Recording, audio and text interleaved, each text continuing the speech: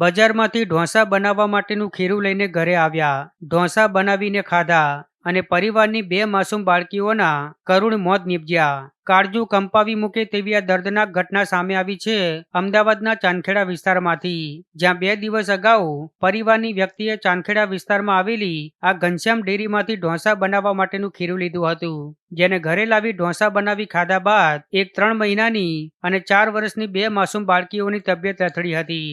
આથી પરિવાર દ્વારા બંને બાળકીઓને તાત્કાલિક સારવાર માટે હોસ્પિટલ ખસેડવામાં આવી હતી, જ્યાં સારવાર દરમિયાન બંને બાળકીઓના મોત થયા હતા.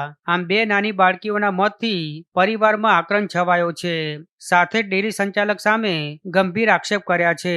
જો કે ડેરી સંચાલકોએ પરિવાર દ્વારા લગાવવામાં આવેલા તમામ આક્ષેપ ફગાવ્યા છે અને તપાસ માટે સાથ સહકાર આપવા ખાતરી આપી છે. તો સમગ્ર મામલે ફૂડ કોર્પોરેશન ડિપાર્ટમેન્ટ અને સ્થાનિક આરોગ્ય તંત્ર ચૂંટણીના કાર્યક્રમમાં વ્યસ્ત જોવા મળ્યું છે.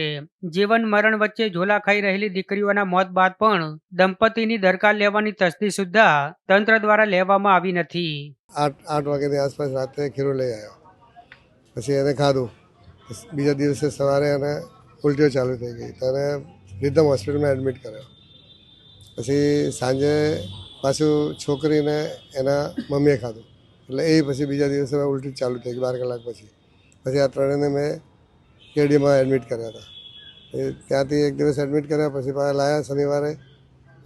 નાની બેબી ઓફ થઈ ગઈ હતી અચાનક, કેમ કે એને દૂધ પીધું એટલે એ બી ઓફ થઈ ગઈ, 2 મહિનાની હતી. પછી એ ઘેર આવ્યા, પછી પાછા લઈ ગયા અને બીજા દિવસે સવારે પેલી છોકરી એકદમ લૂઝ થઈ ગઈ. પછી એને સીધા લઈ ગયા પાછા કેડીમાં, ત્રણેયને એડમિટ કર્યા, પણ છોકરી નહીં બચી.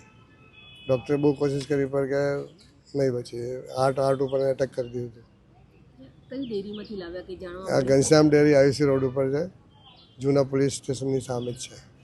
ખીરું પાછું આપ્યું ત્યારે અમારે બહુ આપવા ગઈ હતી કે ભાઈ અમારે બધાને ઉલટીઓ ચાલુ થઈ ગઈ છે, કે તારે ખીરામાં તકલીફ છે, તો એને બોલીને આવી. પછી ખીરું એને આપી દીધું પાછું. એ તો કે બીજાને તો કંઈ નહીં થયું, તમને કેવી રીતે થયું એવું ખાલી એને કીધું.